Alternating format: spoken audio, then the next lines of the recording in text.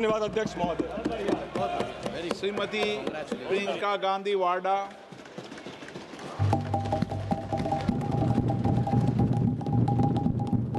अध्यक्ष महोदय जी, आपने आज मुझे इस चर्चा में भाग लेने का मौका दिया, इसके लिए मैं आपको धन्यवाद देती हूं।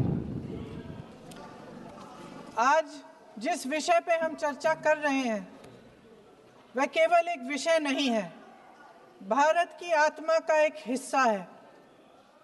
हमारा राष्ट्रगीत उस भावना का प्रतीक है जिसने सोए हुए, गुलामी में सोए हुए भारत के लोगों को जगाया, जिसने उन्हें हिम्मत दी कि ब्रिटिश साम्राज्य के सामने खड़े होकर वह सत्य और अहिंसा के नैतिक हथियारों के साथ सामना कर पाए।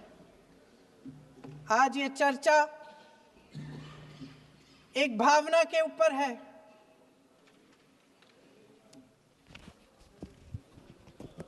और जब हम वंदे मातरम का नाम लेते हैं तो वही भावना हमारे दिल में उजागर होती है।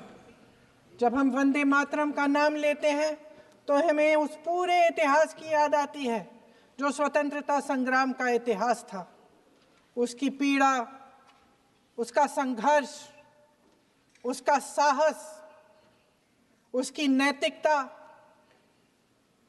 उसका जो बल था कि ब्रिटिश साम्राज्य उसके सामने झुका। अध्यक्ष महोदय, वंदे मातरम उस आधुनिक राष्ट्रवाद की अभिव्यक्ति है जिसने भारत के लोगों को एक राजनीतिक और नैतिक आकांक्षा से जोड़ा,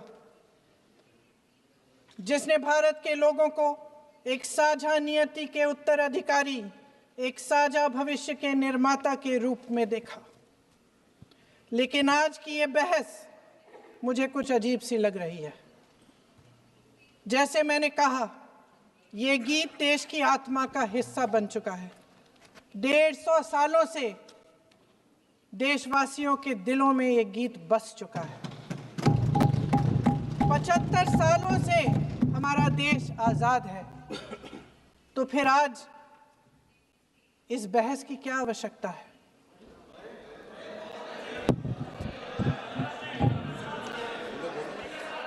हमारा यहाँ मकसद क्या है?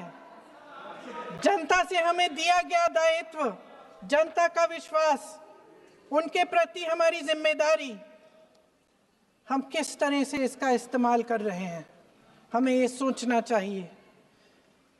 क्योंकि अब इस मोड़ पर हम इस सदन में अपने राष्ट्रगीत पर भी बहस करेंगे। आपने बहस मांगी है, आपने बहस मांगी है। आप तो इलेक्टोरल रिफॉर्म्स की बहस नहीं मांग रहे थे कि जब तक हम इस पर बहस नहीं करेंगे तब तक उस पर बहस नहीं होगी। इसकी वजह क्या है? इसकी वजह क्या है? हम आज यहाँ ये बहस क्यों कर रहे हैं? हमारा राष्ट्रगीत है, इस पर क्या बहस हो सकती है? हम ये बहस यहाँ आज 2 वजहों से कर रहे हैं। पहला कि बंगाल का चुनाव आ रहा है, हमारे प्रधानमंत्री अपनी भूमिका निभाना चाहते हैं उसमें। और दूसरी वजह ये है, ये मकसद है, पुरानी मकसद इनकी, अध्यक्ष महोदय, कि जिन्होंने स्वतंत्रता की लड़ाई लड़ी, जिन्होंने देश के लिए बड़ी बड़ी कुर्बानियां दी, उन पर सरकार नए आरोप लादने का मौका चाहती है। देश का ध्यान फिर से जनता के ज्वलंत मुद्दों से भटकाना चाहती है। यही एक मकसद है आपका। आपका मकसद है कि हम फिर से उसी अतीत में मंडराते रहें, उसी की तरफ हम देखते रहें जो हो चुका है, जो बीत चुका है, क्योंकि ये सरकार वर्तमान और भविष्य की ओर देखना ही नहीं चाहती। वे इस काबिल ही नहीं रही। सच्चाई ये है अध्यक्ष महोदय कि आज मोदी जी वह प्रधानमंत्री नहीं रहे जो एक समय में थे। सच ये है कि ये दिखने लगा है, उनका आत्मविश्वास घटने लगा है, उनकी नीतियां देश को कमजोर कर रही हैं। और मेरे सत्ता पक्ष के साथी चुप इसलिए हैं क्योंकि अंदर अंदर से वे भी इस बात से सहमत हैं। आज देश के लोग खुश नहीं हैं अध्यक्ष महोदय, परेशान हैं, तमाम समस्याओं से घिरे हुए हैं, तमाम समस्याओं से घिरे हुए हैं, और उन समस्याओं का हल आप निकाल नहीं रहे हैं। हाँ ठीक है, उसका भी बोल लेंगे, समय आएगा तो उसका भी बोल लेंगे, बल्कि कल समय आ रहा है, चुनाव पे चर्चा होगी, उस पे भी बोलेंगे। अध्यक्ष महोदय, इनके भी अपने लोग दबी जबान में कहने लगे हैं कि सारी सत्ता को केंद्रित करने से देश का नुकसान हो रहा है। इस बीच अगर हम अतीत की बातें नहीं करेंगे तो कौन सी बातें करेंगे? ये किसी और बात के काबिल ही नहीं है, सिर्फ ध्यान भटकाना है जनता का। इसलिए आज हम वंदे मातरम पर चर्चा कर रहे हैं। वंदे मातरम देश के कण कण में जीवित है, इस पर बहस नहीं हो सकती। लेकिन चलिए, आपने बहस मांगी, आप बहस करना चाहते हैं, बहस करते हैं। आज इस चर्चा को प्रधानमंत्री जी ने शुरू किया, उन्होंने भाषण दिया, और इसको कहने में कोई झिझक नहीं है कि भाषण अच्छा देते हैं, थोड़ा सा लंबा, लेकिन भाषण अच्छा देते हैं। सिर्फ एक कमजोरी है, अगर आप इजाजत दें तो मैं बोलूं, एक कमजोरी है। हाँ, उसी पे बोल रहे हैं। वंदे मातरम पे बोलो आप। अब सर मैंने तारीफ कर ली, आज थोड़ा आज विषय वंदे मातरम का है, तो हम वंदे मातरम पर ही रखें, ठीक रहेगा? सर ये वंदे मातरम पे ही है। सर आपने प्रधानमंत्री जी तक सुना था, अब तो शुरू नहीं हुए। सर भाषण बहुत अच्छा देते हैं, लेकिन तथ्यों के मामले में कमजोर पड़ जाते हैं। बहुत कमजोर। इसमें भी एक कला होती है कि तथ्यों को किस तरह से जनता के सामने रखा जाए। मैं तो नहीं हूं, जनता की प्रतिनिधि हूं, कलाकार तो नहीं हूं। इसीलिए मैं भी सदन के सामने कुछ तथ्य रखना चाहती हूं, लेकिन सिर्फ तथ्य के रूप में रखना चाहती हूं।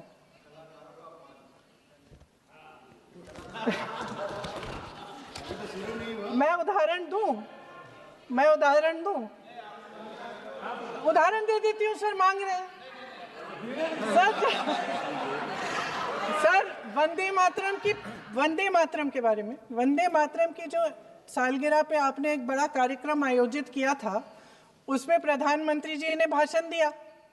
उसमें उन्होंने कहा कि 1896 में पहली बार गुरुदेव रविंद्रनाथ टैगोर ने ये गीत एक अधिवेशन में गाया। उन्होंने ये नहीं बताया कि कौन सा अधिवेशन था, महासभा, हिंदू महासभा का अधिवेशन था, आरएसएस का अधिवेशन था, किस बात से कतरा रहे थे कि ये कांग्रेस का अधिवेशन था। और उदाहरण दूं कि मैं अपना भाषण जारी रखूं, दे रही हूं। जो वंदे मातरम की जो क्रोनोलॉजी है वो भी आप समझिए, जो असली क्रोनोलॉजी है। 1875 में महाकवि बंकिम चंद्र चट्टोपाध्याय ने इस गीत के पहले दो अंतरे लिखे, जो आज हमारे राष्ट्रगीत घोषित हुए हैं, मतलब जो घोषित हुए थे और जिसको हम आज अपना राष्ट्रगीत कहलाते हैं। ये पहले दो अंतरे लिखे। 1882 में 7 साल बाद उनका एक उपन्यास प्रकाशित हुआ, आनंद मठ। उस उपन्यास में यही कविता उन्होंने प्रकाशित की, लेकिन इसमें 4 अंतरे जोड़ दिए।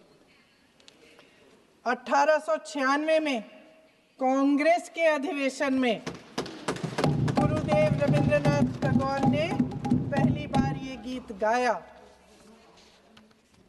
1905 में बंगाल के विभाजन के खिलाफ आंदोलन के समय वंदे मातरम जनता की एकता की गुहार बनकर गली गली से उठा। गुरुदेव रविंद्रनाथ टैगोर जैसे महान स्वतंत्रता सेनानी इस गीत को खुद गाते हुए बंगाल की सड़कों पर उतरे। विद्यार्थियों से लेकर किसानों तक, व्यापारियों से लेकर वकीलों तक, हर कोई ये गीत गाने लगा। इस गीत की शक्ति को समझिए। ब्रिटिश साम्राज्य इसको सुनकर कांपता था और हमारे देशवासी इसको सुनकर वह मन बनाते थे, वह हिम्मत बनाते थे कि इस भयंकर साम्राज्य के खिलाफ सत्य और अहिंसा के नैतिक हथियारों को लेकर शहीद होने की तैयारी करते थे। ये गीत मातृभूमि के लिए मर मिटने की भावना को जगाता है। इस गीत की शक्ति ये है, इस गीत का हमारे देश से जुड़ाव ये है। लेकिन 1930 के दशक में हमारे देश में जब सांप्रदायिक राजनीति उभरी, तब ये गीत विवादित होने लगा।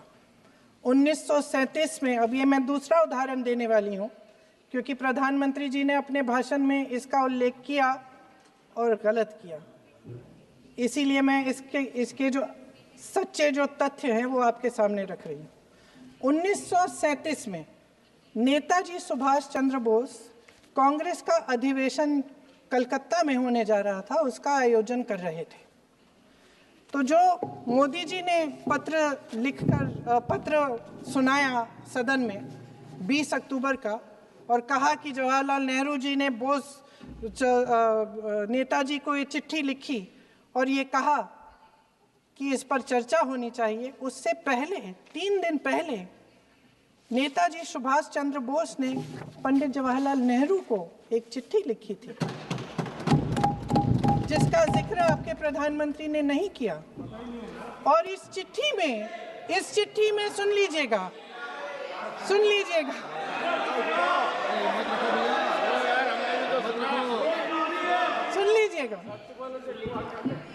आप नेताजी के लफ्ज नहीं सुनना चाहते? बंगाल का चुनाव आ रहा है।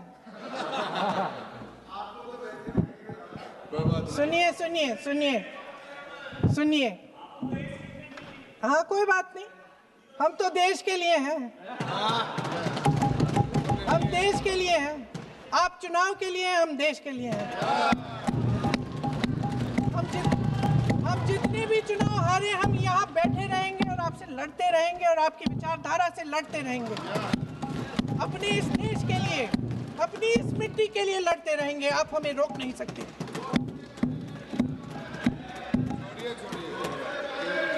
सुन लीजिए सुभाष चंद्र बोस जी ने क्या कहा। सुन लीजिए। My dear Jawahar, reference Vande Mataram.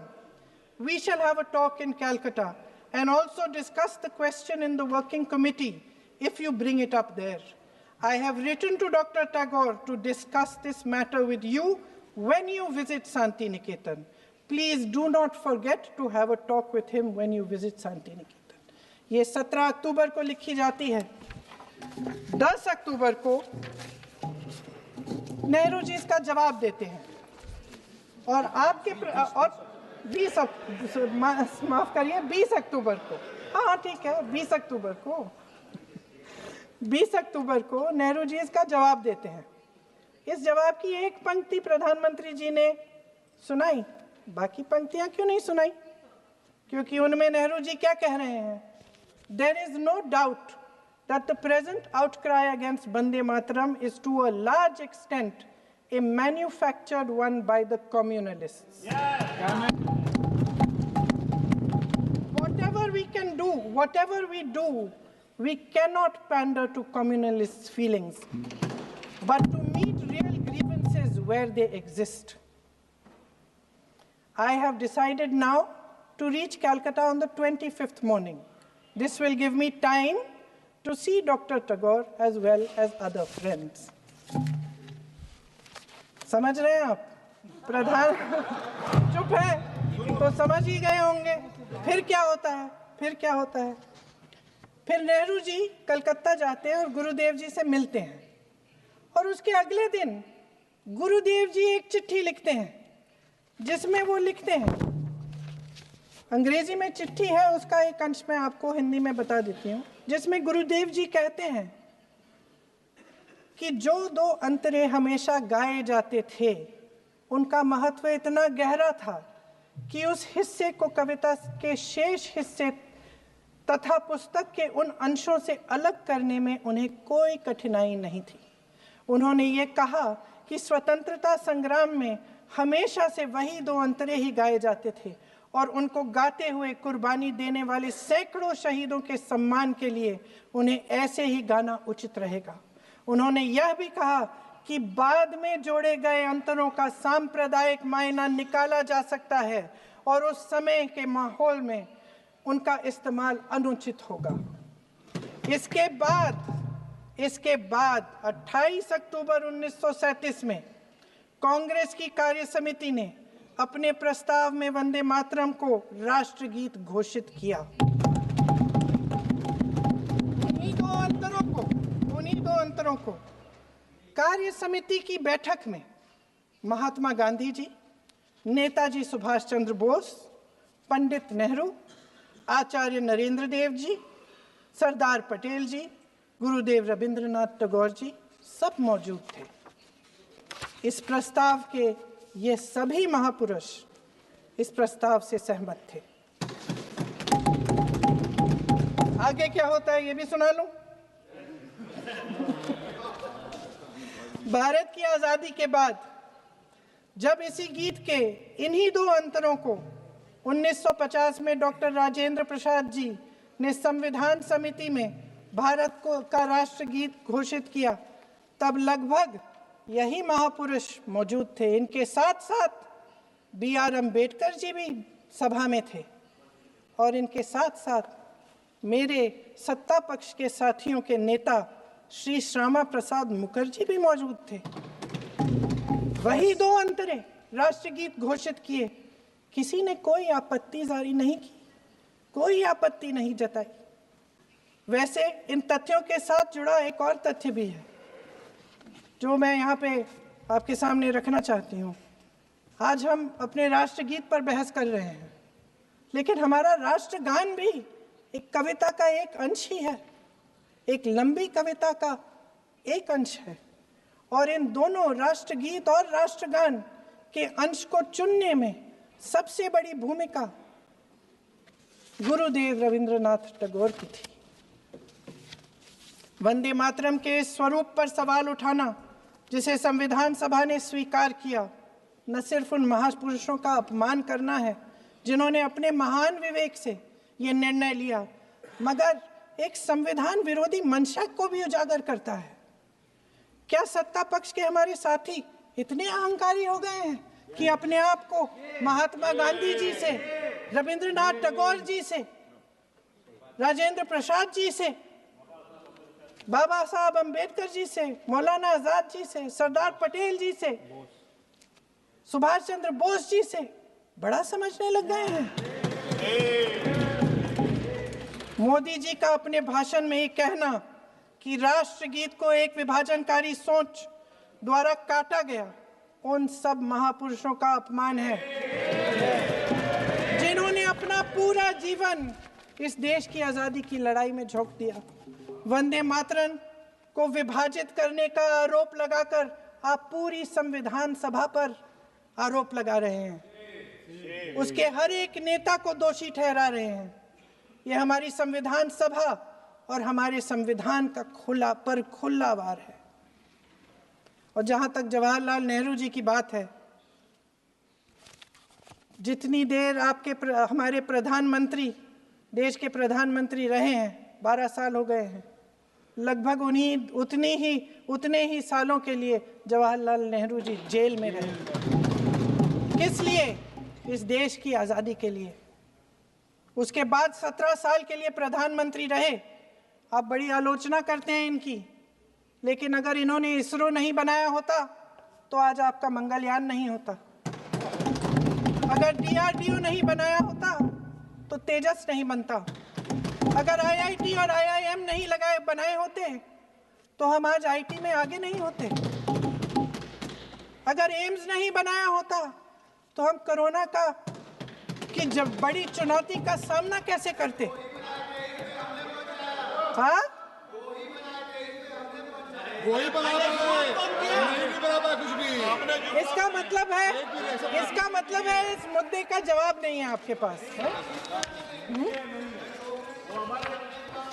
अगर इन्होंने BHEL, गेल, सेल, भाखड़ा नंगल ये सब नहीं बनाया होता जो आप सब बेच रहे हैं, तो ये विकसित भारत कैसे बनता? और मत कहिए बाकी। पंडित जवाहरलाल नेहरू इस देश के लिए जिए, सुन लीजिए, बाकी भी बेच देंगे। पंडित जवाहरलाल नेहरू इस देश के लिए जिए और देश की सेवा करते करते उन्होंने दम तोड़ा। फिर भी सुन लीजिए, मेरी एक सलाह ले लीजिए। सर मैं आपको आपके माध्यम से सलाह दे रहे हैं, हम छोड़ना नहीं। सर मैं आपके माध्यम से एक सलाह दे देती हूँ। हमारे प्रधानमंत्री महोदय 12 सालों से इस सदन में हैं, मैं मात्र 12 महीनों से हूँ। फिर भी छोटी सी सलाह है।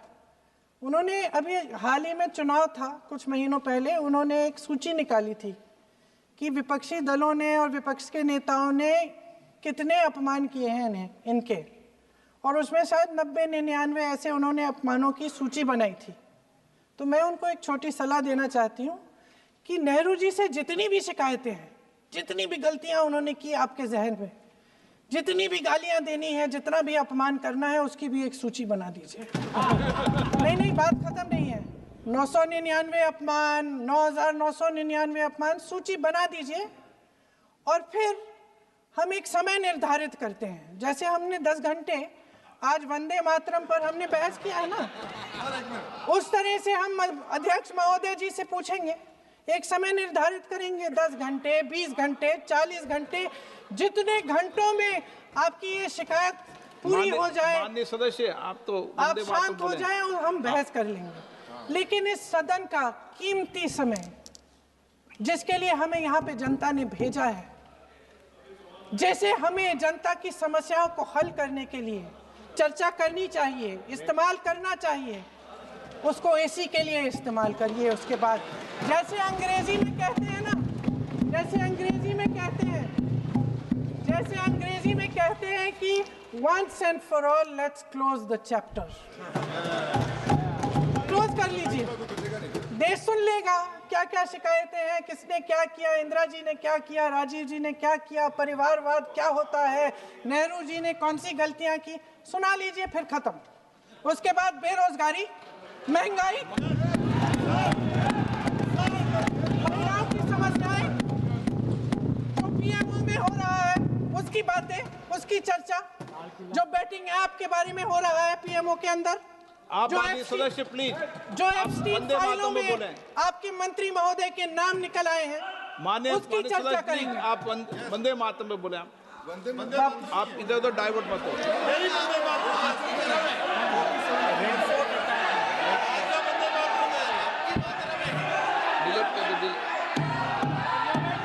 क्या हो गया? आप 1 मिनट, हाँ कर दो। क्या हो गया? अंत में चिड़ी गए।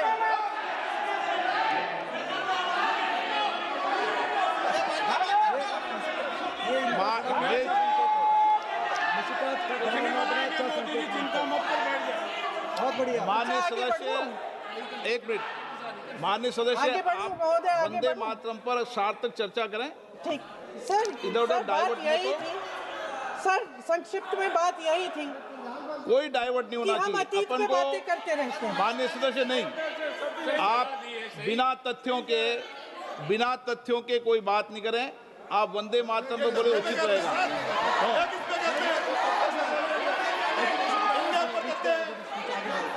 मैंने प्लीज। अध्यक्ष महोदय, मैं आपकी बात मानती हूँ, लेकिन बिना तथ्य के बहुत सालों के लिए ये हम पर आरोप डाल रहे हैं। हम चुपचाप सुनते हैं, इनको भी थोड़ी सी संतुलन होनी चाहिए, सुनने की थोड़ी सी हिम्मत होनी चाहिए। ये राजनीति है, हम बोलेंगे, आप वंदे मातरम बोलें। ठीक, वंदे मातरम सर। महोदय, आज की ये बहस सिर्फ ध्यान भटकाने के लिए की जा रही है, क्योंकि ये सरकार इस देश के वर्तमान की असलियत छिपाना चाहती है। आज देश का युवा कितना परेशान है, कितनी मुश्किल में है। पेपर लीक होते रहते हैं, बेरोजगारी है, महंगाई इतनी बढ़ चुकी है। इसकी चर्चा हम सदन में क्यों नहीं कर रहे हैं?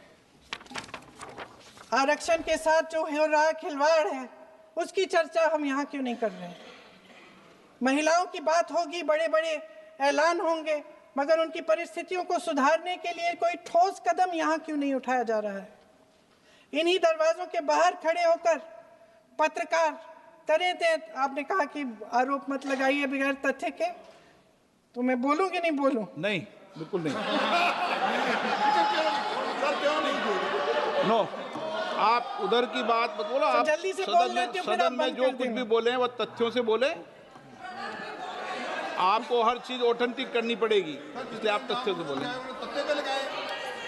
अच्छा सर, बड़े बड़े शहरों में प्रदूषण है, लेकिन हम इस सदन में बैठकर सिर्फ छोटी छोटी बातें करेंगे। जी, जो अतीत की बातें हैं ना, जो बार बार आप चाहते हैं कि हम पीछे देखें, लेकिन हम आगे भविष्य की बात, वर्तमान की बात, जो असली समस्याएं हैं उनकी बात न करें, ये छोटी बात होती है। आप में हिम्मत है तो भविष्य की बात करिए, हिम्मत है तो बात करिए कि बेरोजगारी क्यों है, कि पेपर लीक क्यों होते हैं। आप चेयर को एड्रेस करें। आपको अच्छा, खत्म कर लेती हूँ, चेयर के एड्रेस करो आप। अध्यक्ष महोदय जी, सच्चाई ये है कि इनका शासन दमन का शासन है। इनकी राजनीति दिखावे की राजनीति है, इवेंट मैनेजमेंट की राजनीति है, चुनाव से चुनाव तक राजनीति है, तरह तरह के ध्यान भटकाने वाले मुद्दों की राजनीति है। वंदे मातरम इस देश की उन्हीं उम्मीदों की गुहार है जिन्हें आपका शासन हर रोज ठुकरा रहा है। आज भी सरहद